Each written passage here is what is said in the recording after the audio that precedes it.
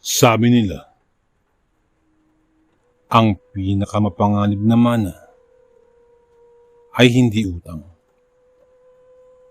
Kung hindi, ang mga bagay na may kalakip na sumpa. Nakatayo ako ngayon sa harap ng isang mansyong mahigit 100 taon nang nakatayo sa aming probinsya. Isang pamanang hindi ko hiningi. Pero tila ba ayaw akong pakawalan. Ngayong gabi, bubuksan natin ang pintuan ng isang lihim na matagal nang ibinaon sa limot. Samahan niyo ako ngayon sa Buhay Kapre Aswang Diaries.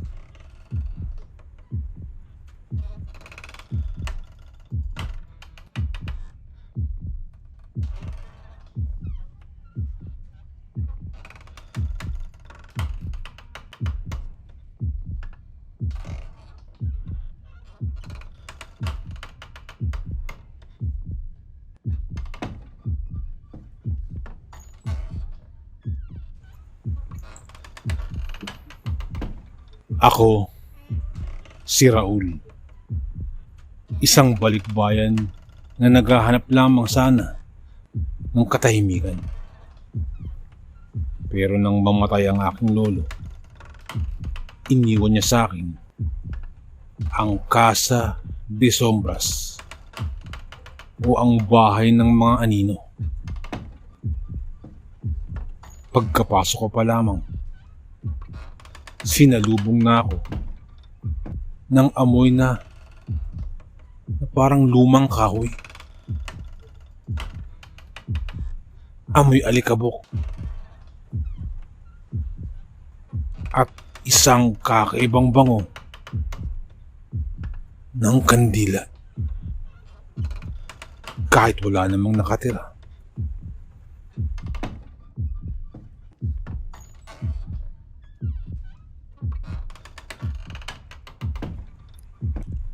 Sa pagkakaalam ko, ay walang nakatira dito.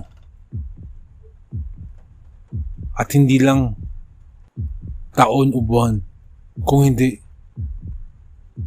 dekada na ang lumipas na walang nakatira dito. Habang nilalakad ko ang pasilyo, napansin ko ang mga portrait sa dingding. Ang mga mata ng aking mga ninuno ay tila sumusunod sa bawat galaw ko. At sa dulo ng pasilyo, nakita ko ang isang lihim na kortina na nakatakip sa isang malaking salamin.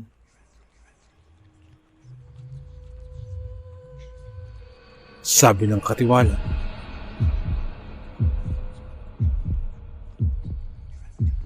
Raul, wag na wag mong aalisin ang takip na yan, Raul. Dahil baka hindi mo magustuhan ang makikita mong nakatayo sa likuran mo. Paalala ng katiwala.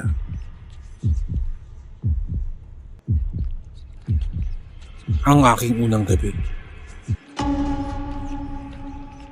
Sumapit ang ating gabi. Habang nakahiga ako sa master's bedroom, narinig ko ang unang kalatog.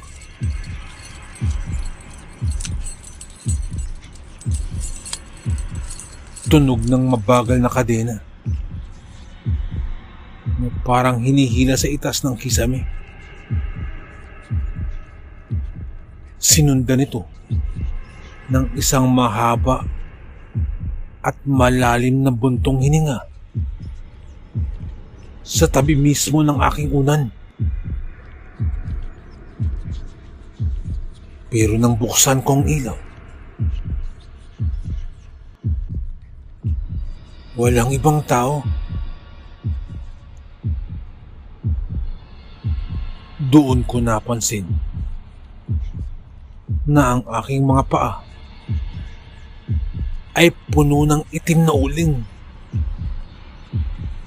Na tila ba naglakad ako sa sunog na lugar habang tulog. At sa labas ng aking bintana, naroon ang puno ng balete. Subalit sa ilalim mo, sa tabi ng puno, nakita ko ang isang figura. Isang lalaking napakatangkad.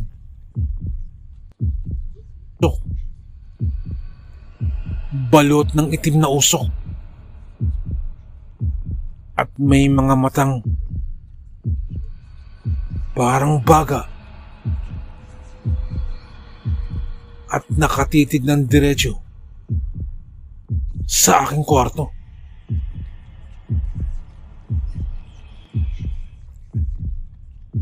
Hindi ito aswang. Hindi rin ito multo. Ito ang engkantong itim na kinatatakutan ng aming mga ninuno. At sa gabing ito, nalaman ko ang isang katotohanan. Hindi ako narito para manirahan. Narito ako para maging kabayaran sa isang sumpang sinimulan ng aking pamilya.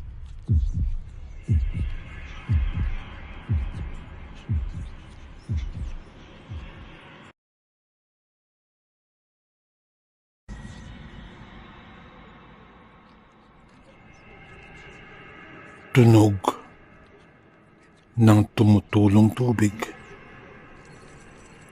at mabagal na paghila ng bakal sa simento.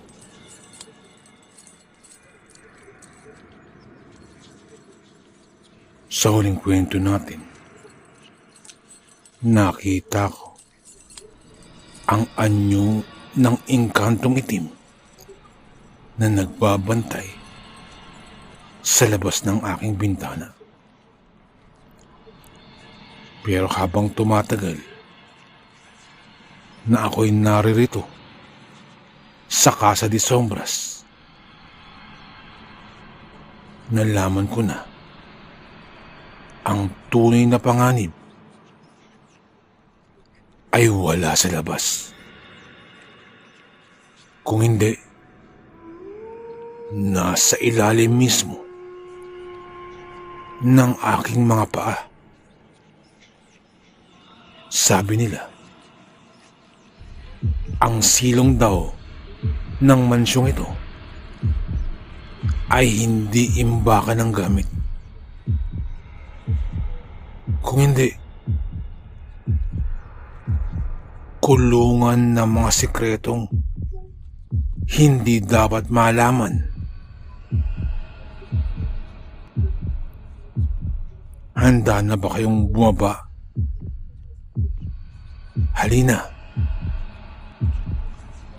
Samahan niyo ko sa Boy Capre Aswang Diaries.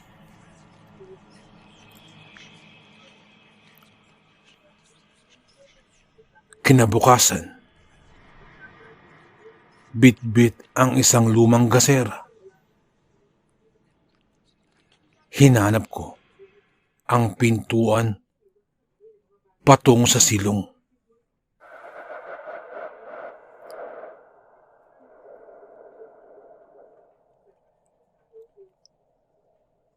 May 1 oras ko rin itong hinanap. Hanggang sa may napansin akong pintuan sa ilalim ng hagdan.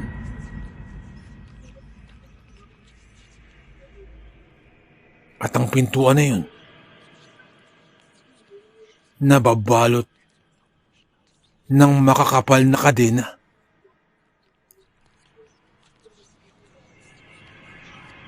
Habang binubuksan ko ang kandado,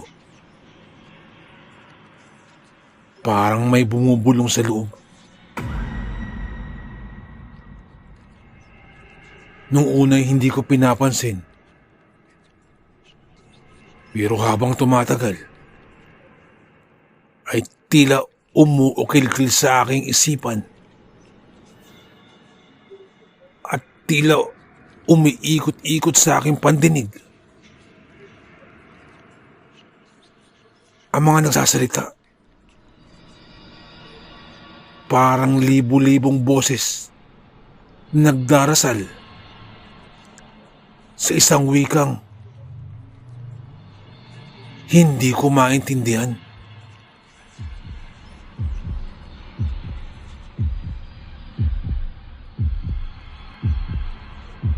Sa kabila nun, nagpatuloy pa rin ako.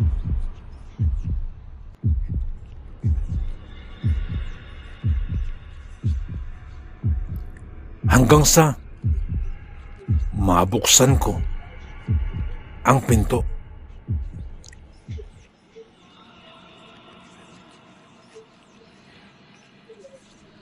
Pagbungad pa lamang, ay dilim ang sumalubong mula sa pintong yun. Dala-dala ang maliit na gasera. Iyon ang nagsilbi kong liwanag habang binababa ang hagdan. Habang pababa, sinalubong ako ng amoy ng malansang dugo at tuyong dahon. Hanggang sa makarating ako ng silong.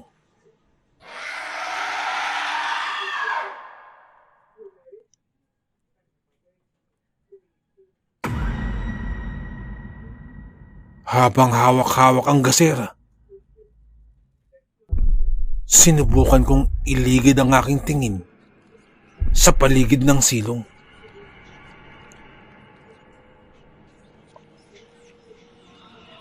Tila naglalaban pa ang aking paningin at ang dilim ng paligid, at tinutulungan ako ng gaserang dala ko.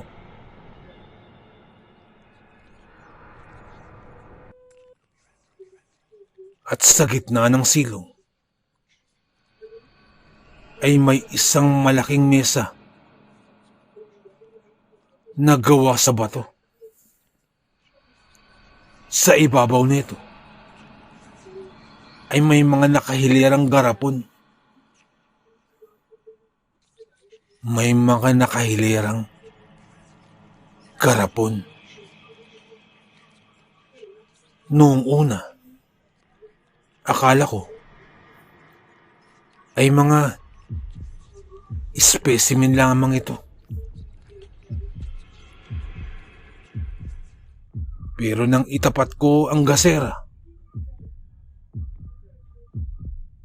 dun ko napagtanto,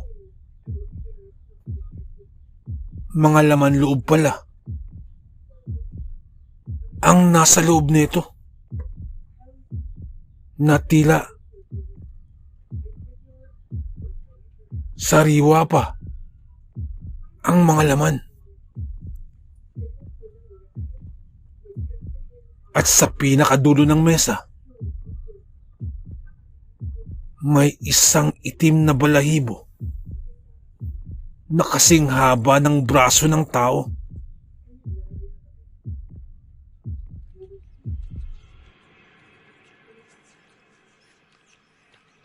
Magkakahalo ang nararamdaman ko. Kaba, pagkamausisa, takot, at kung ano-ano pa. Nang biglang namatay ang aking gasera. Sa gitna ng pusikit na dilim, narinig ko ang mahinang paglakad.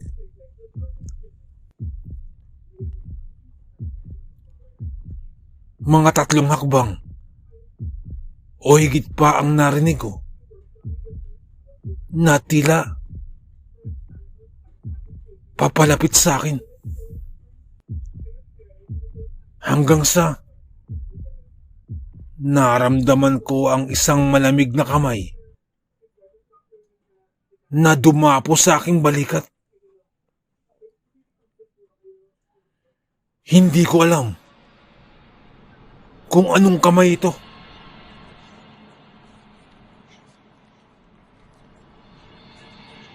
Pero ito ay magaspang, mabalahibo,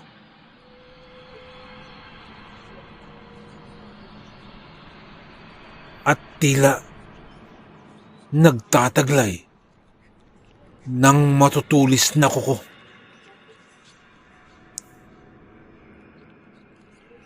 Bakit ka bumaba, Raul?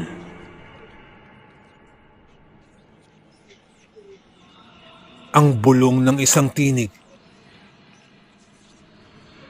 na pamilyar sa akin. Nakaramdam ako ng kilabot. Pero dahil pamilyar ang boses na yun, napaglabanan ko ang takot. Ang boses na yun ay boses ng lolo ko. Kung kaya't nilingon ko ang pinagmula ng boses. Pagkalingon ko, ay sandaling nagliyab muli ang aking gasera. Hindi ang aking lolo ang nakita ko. Isang nilalang na may ulo ng hayop at katawan ng tao. Suot ang lumang barong ng aking lolo. Ito ang engkantong itim na nag-aanyong tao.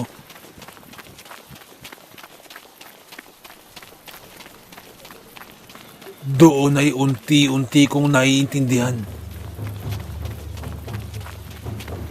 ang aking pamilya ay hindi biktima ng sumpa. Kung hindi, sila ang tagapangalaga ng sumpang ito. At ang mga aswang na gumagala sa labas, sila ang mga alaga na kailangang pakainin sa silong na ito.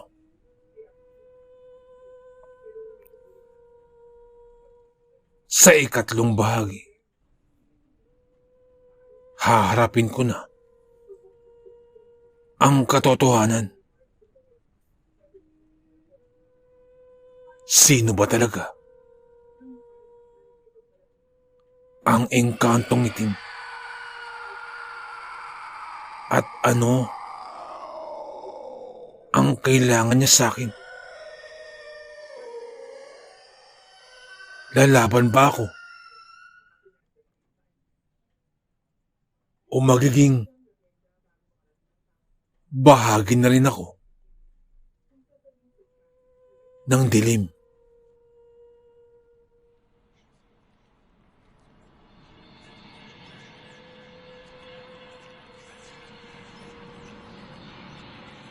Huwag bibitiw. Dahil palalim na ng palalim ang misteryo. Dito lang sa Boy Capre Aswang Diary.